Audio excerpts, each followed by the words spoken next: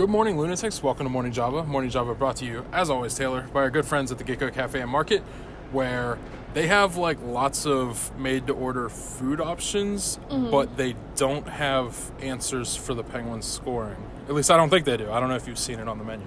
Yeah, I mean, the best line tonight was the second line. So, to clarify, there's nothing at Gecko that's going to solve this problem. I don't know, maybe they're egg bites. Those are new, but... Okay, that's cool. But, yeah, I mean, the second line, Simone, Hornquist, McCann. I mean, they were the best line tonight. I mean, they've looked good every game they've had, but, I mean, that's the only line that produced a goal.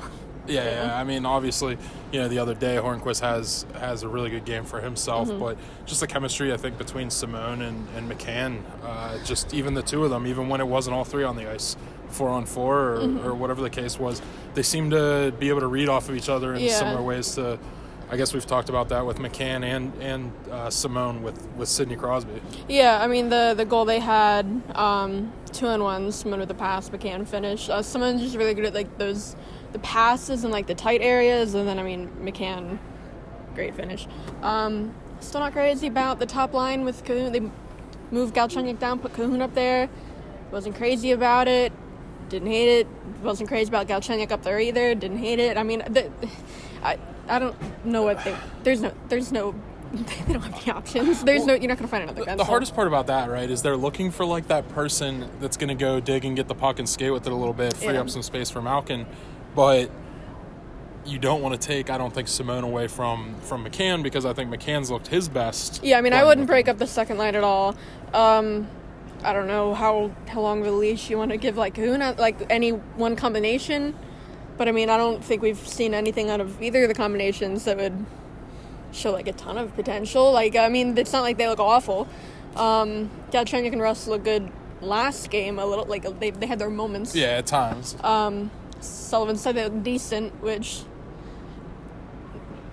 really means less than decent. Okay, decent, but then we see Kahun get bumped up. Yeah. Galchenyuk falls, off the face of the planet. He's stuck with the I mean, he shouldn't be on the fourth line either. No. So, put DePauli on the top line. No, I mean, give somebody a shot, right? I mean, DePauli was skating with some fire and some energy. There's nothing wrong with that. DePauli's he plays like Russ. I mean, he compares himself to Russ, but he kind of has the intensity of a Tanev. Just from watching him in Wilkes-Barre, obviously, I mean, he doesn't look as good at this level. He's still adjusting, but I mean, I think he looks fine on the fourth line. I like him better on the fourth line than I like Galchenyuk on the fourth line. Well, Galchenyuk can't play on the fourth line. Can he play on the top line? No, but where can he play? Well, that's the thing. If you're gonna relegate him to the fourth line, just do something. It's almost looking back to guys who have been pushed into that situation. You're just begging, Jim Rutherford, either find a way to use him in the top six, which isn't going to happen, I don't think, or find a way to move him and replace him. I don't. Yeah, I mean, I'm pretty sure Lafferty was a healthy scratch tonight. He was ill last game. Sullivan said everyone was a game time decision for this game, so we didn't really get an answer on if he was healthy, but he took warm-ups. So I think since he took warm-ups, maybe that means he's healthy. But I mean, I'd rather see him on the fourth line, take Galchenyuk out. At least Lafferty kind of has a fourth line kind of skill set. I don't know. And some chemistry with some guys. That's the Wilkes guys. I mean, I'd rather them see Angelo in the fourth line over Galchenyuk on the fourth line. It just doesn't look good. Looked better than the Johnson and the Tank pairing tonight, but the bar is very low. Yeah, that bar is way down. I mean, here. the first line. I'd have to dip down below. Yeah, I mean, the first goal, Johnson makes an ill-advised pinch, gets himself out of position, and then Letang gets outskated.